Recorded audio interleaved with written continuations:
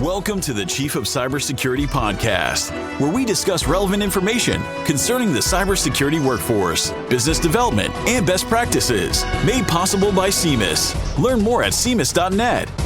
And for a list of authorized publications, visit DewayneHart.com. And now, here's your host, Dewayne Hart. Hello, everyone. I am back again, the Chief of Cybersecurity. Today is going to be interesting topic, and I always like to say that anyone that is trying to transfer their skill sets or to move into a different job, you always wonder, do I have the right skill sets? I will contest to that because as a military veteran, I gave that a lot of thought when I first retired out of the military because I knew that I wanted to do something. I knew that I was a technically minded person. And so when I retired out of the military, at first I said, oh yeah, I want to be a corporate trainer because I did training in the military. Then I transitioned and I finished my degree programs and certifications. And I realized that IT is where I was at. Then I said, okay, I'm going to roll into IT. Then I found the coolest things about cybersecurity. And I transitioned into cybersecurity, and it has been a very rewarding career. Not so much as a business owner, but also as a professional, having the opportunity to work for the federal government and also too for some federal clients. But I will say that veterans offer a unique skill set for cybersecurity. So in today's podcast session, what transferable skill sets do military veterans offer to cybersecurity is what I'm going to be talking about. Now, I want to put a disclaimer down that although I am talking about veterans, this does not exclude non-veterans from working in cybersecurity. So let's take a break for a minute here now and think.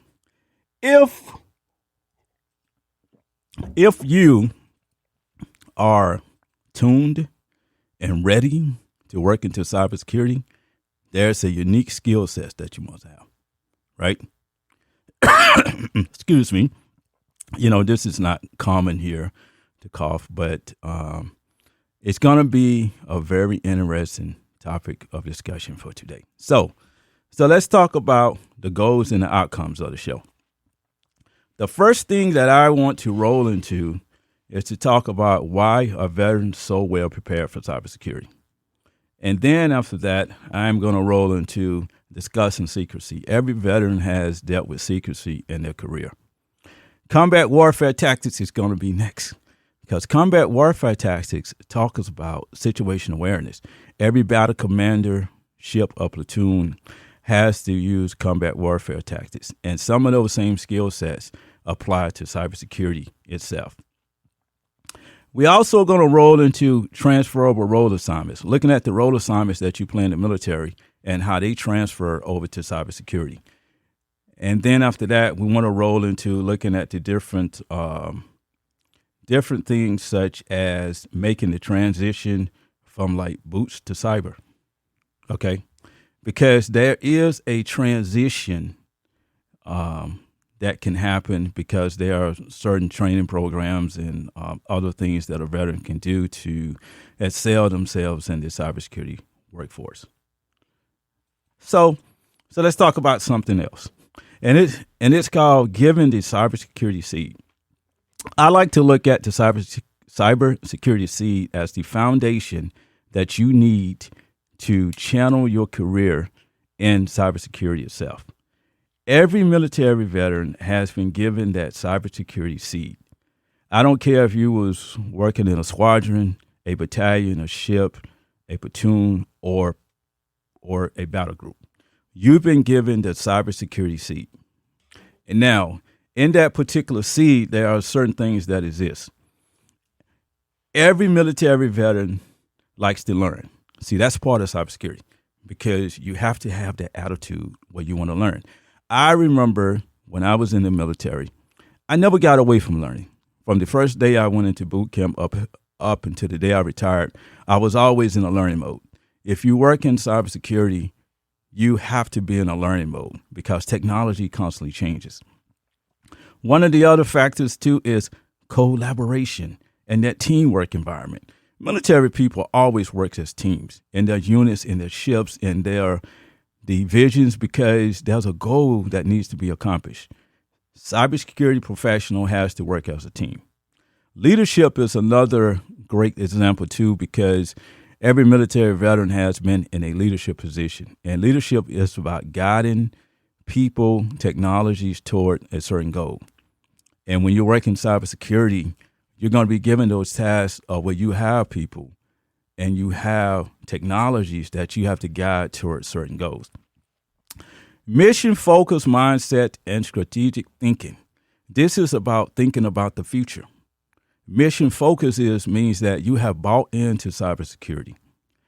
When a person strategically thinks, they always look at the long vision. And that's what military commanders do for 6 months when they have to deploy with their units. If you look at cybersecurity, you're always thinking about the future. Okay, how can I make this better? Flexibility means that you have to adapt to changes. Military people are very flexible. I remember when I was in the military, and everyone on board my ship was very happy about a port visit to Jamaica. But then there was a change, and the ship had to stay on the way for like another week to do training. So that means that everybody had to get flexible and change their mindset from at least having liberty up to working. And military people have to be very flexible because you can change on a moment's notice. We are problem solvers. Secondly, too, is that military people like to explore. And that's what cybersecurity is about. It's trying to explore things and to make the situation better. One of the other factors, too, is that a guardian is like is somewhat like a human firewall. If you think about military veterans, they always serve as guardians of their ships, of their platoons, of their units. In the cybersecurity force, you are a guardian too because you're a human firewall. You are trying to protect systems. And the human firewall is a mental concept. And this is where the cybersecurity mindset comes to play because in my book, The Cybersecurity Mindset, I wrote about human firewalls. And human firewalls are very important because that's a buy-in structure where a person states that I want to be a part of cybersecurity. And the guardian themselves states that I want to make sure that my unit has the best groups of soldiers, sailors, Marines, or airmen. All right. So this is why military veterans are so prepared. Now, one of the other factors that actually operates around this concept is the secrecy of information. If you have served in the military, you've been taught about not talking about certain information about when your unit is about ready to deploy, talks about military operations. This is secrecy of information because information that you share may become a risk to your organization and make them vulnerable. If you think about data protection, military folks always try to protect data. If you think about secret, top secret, and confidential information and how when you have to handle that information by actually making sure that you put it in a safe, or if you were told that this is information that only you should know, the same concept applies to cybersecurity because in certain environments, you cannot share information. Let's talk about those security clearances, all right? This is meaning that you are trusted to hold information for the government. And if you're a military veteran and if you have a security clearance, you are 50% employable by the government. I call it 50% employable because you have met half of the standards. Most of the government jobs require you to have a secret clearance. And now in corporate America, there are background checks that are being done, and some of the corporate companies like to know whether you have a top secret or a secret clearance, because that means you can be trusted. Some of the other factors that goes into this concept is lose lip, ship sink. I remember in the military when our captain used to tell us on board the ship, you are not to vocalize about a port call and say information about when the ship's supposed to be leaving a port and when the ship is going to be entering a port. If you think about cybersecurity, right, it's certain information that companies cannot put out in public. And if you work in cybersecurity, you're not supposed to put information in public. Think about a company's IP address scheme. Okay, think about the availability of certain technologies for that company. If it's certain vulnerabilities that you have in your database systems, well, you can't put that out in public. Now, this is why military people are at an added advantage, because they have already been given that seed, okay, about the secrecy of information. Intelligence gathering. I was at a conference last week, and one of the things that I noticed at this conference was that many of the vendors there was advertising threat intelligence platforms. And threat intelligence platform are those type of platforms that gather actionable data that cybersecurity companies can use to determine what threats are against their organization. When you're in the military, you always deal with intelligence gathering because you need to know what type of threats are against you. If you have been a part of any battle group, if you have been a part of any ship, if you are part of any operations in the government, well, you have done threat intelligence before. And military people are at an added advantage for this particular area. Trust and verify. Tell you what, if you have ever tried to come onto a naval base or maybe Army base or pretty much an Air Force or a Marine base, you always have to show your identification. And if you notice that those guards are looking at your ID card pretty stiff, you just can't hold it up and expect them to say yes. They're going to get that card and they're going to look at it on the back. They're going to look at it on the front. This is where trust and verify comes in. And this is that same mindset that is transferable over to cybersecurity as well.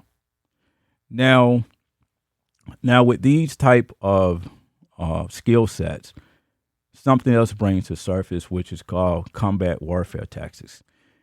In my book, The Cybersecurity Mindset, there's a section dedicated to situation awareness. Now, situation awareness is about knowing the environment. You are always at the front lines of defense. If you think about a military commander and situation awareness, they always have to explore the environment to know what risks are out there before they deploy their units. And we know that risk is equal to threats times vulnerabilities, right? So a military commander is always looking at the threats out there and also to looking at the vulnerabilities that exist and taking both of those and doing a calculation and saying that my ship, my unit may be at a risk, okay, at a certain level. And they make a determination on how they want to respond.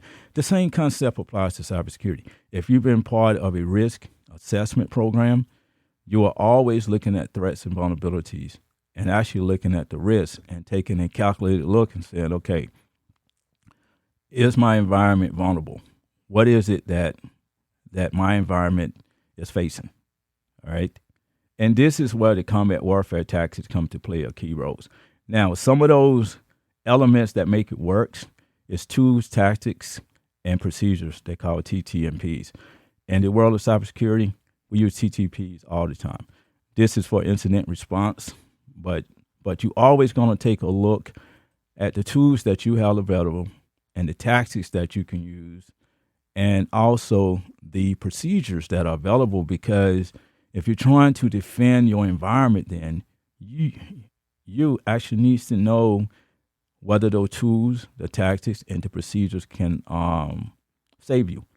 And you think about tools as the software program. Tactics is how you navigate from point A to point B.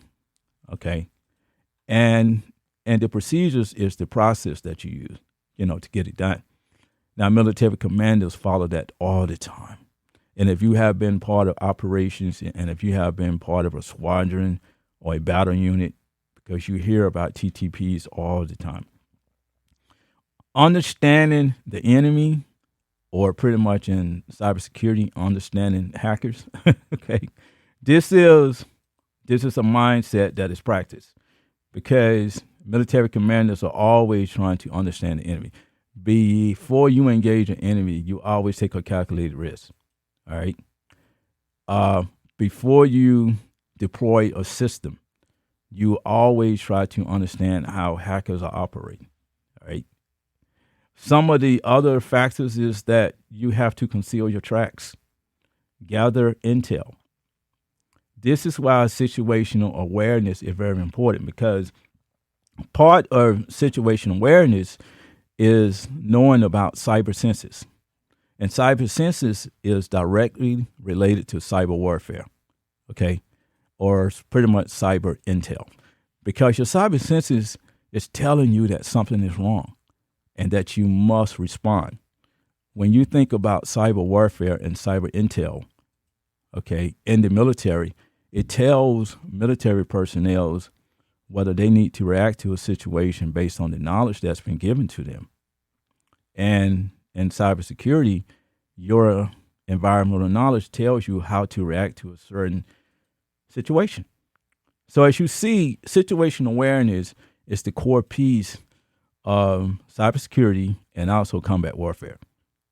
And this is very important. If you're a military veteran, and if you listen to this podcast session, this is direct relatable to the work that you've done in the military, or if you are in the military now, it still relates to the work that you do. So stay with me here, because now I'm going to roll into something that's very important, which is transferable role assignments. So I remember when I joined the military, there were all kind of role assignments I could have taken. All right, I could have been a nuclear power guy. I could have been a sonar technician. I could have been probably working on aircrafts, but I chose to go down the route of technology. And those transfer role assignments apply to intelligence, operations, managers, right? Because if you play in those particular roles, you have gathered skill sets that can transfer out of the military. Okay, if you think about the fact is that individuals are involved with tabletop exercises. A tabletop exercise is pretty much where you simulate an event, and you may simulate that your environment is being hacked. All right. I remember in the Navy, we used to have these drills, all right, and they're called Combat Systems Technical Training Drill, CSTT, right? And in those particular drills, we used to practice maybe a ship getting hit by a missile and a system goes down. And we had to respond and to bring the systems back online. If you work in cybersecurity, you face this as well, because you always have these simulation in these drills where you would probably do a test to see if a server went down, and you have a certain time period to bring that server back online. All right. Some of the roles, you can work in cryptologic position, crypto people, because in cybersecurity, we deal with cryptography all the time.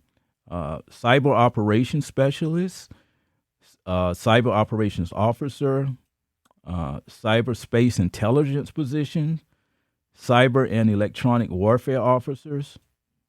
When you think about electronic warfare, This is the process of trying to jam signals or to probably send out certain things like defenses mechanisms where you can defect a missile in a certain role, or you can send it to an alternate direction. If you think about cybersecurity and electronic warfare then, and all those different type of signals and the information that you send out, right? Well, you're trying to protect that information. And then what could happen is that you can encrypt that information. And if you encrypt that information, then what you just done is that you're doing a form of warfare. Okay. And think about the position that you played in the military. Okay. So there's something else on the planet too that can help military veterans out. It's called making the transition from boots to cyber. If you are in a position now and you're thinking about, well, I want to transition into cybersecurity, here's some great points for you to consider. The GI Bill is readily available for you. The GI Bill pays for your education. You have already been given the Cybersecurity Seed. Now what happens is that you have to take that Cybersecurity Seed and grow it. Certifications is another factor. If you're in the military, there are programs set up to help you get your certification where you can be prepared for roles in cybersecurity. And speaking of certification, it requires you to learn. And as I stated before, that is one of the critical skill sets that military veterans offer to cybersecurity, is that they like to learn. Technology. Military and the government start with building technology and started to build IT. And so after so many years, the technology transitioned over to the private sector and corporate America. And some of those technologies are still being used now. I remember when I first joined the military and I was on board a ship, we was using a link system. And a link system is used to transmit information from ship to ship. And it was using standard crypto information, and all the crypto information had to get changed every day. And if you think about email and think about cryptography and think about IT security engineers that has to set up a crypto or pretty much an encrypted channel that actually uses crypto, it's the same concept. All right. Some of the things that can help out is that as a military veteran, if you go to these AFCEA conferences being held, some of the other things to remember is that you can fit right in. What I mean by you can fit right in because of the inclusive culture principle is that there's a buy-in from you to say that I want to be a part of this culture. And this is what it takes to work in cybersecurity, is that you have to want to be a part of cybersecurity. And military veterans are pretty much at the edge because when you were in the government, you've been given that Cybersecurity Seed, and you're still motivated, and you're always thinking about the worst case scenario and how to make things successful. So one of the areas that is growing as well too is that workforce development training is improving. Workforce development is about trying to develop the workforce. As we go through this element of transition in IT, there is a need for workforce development. Okay, veterans are probably ahead of pretty much a lot of the workforce development programs, and they can add into those programs as well too, because you have the Cybersecurity Seed. So if you take that seed and you transition that seed over to workforce development, you're just making it easy for yourself, because part of the workforce development programs means that you must be dedicated to learn. You must be a technically savvy person. you must be an individual that knows about data protection, an individual that understands secrecy, right? So for you to transition into cybersecurity, that seed is already set. And speaking of the seed itself, there is a lot of things that are changing with cybersecurity daily. All right. Some of those things that are changing is that digital monetization is kind of coming to surface. And digital monetization is about taking technology and growing technology. And when technology grows, that's when the cybersecurity industry become digitally modernized. And I will say that this podcast session has been very important to me because when I was walking in the studio, I was talking to the radio host about it. And he said, wow, that seems like it's going to be a really good topic. I said, yes, because it's dedicated to something that I have not heard of before. And, there's plenty of topics I'm pretty sure that many of you have not heard of before, which is digital monetization.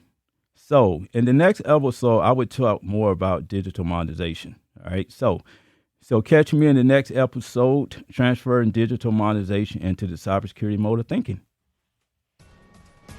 You've been listening to the Chief of Cybersecurity podcast, where you have gained relevant knowledge to enhance your cybersecurity mindset. Be sure to visit DewayneHart.com to learn more about authored publications, show notes, and discover more information concerning cybersecurity.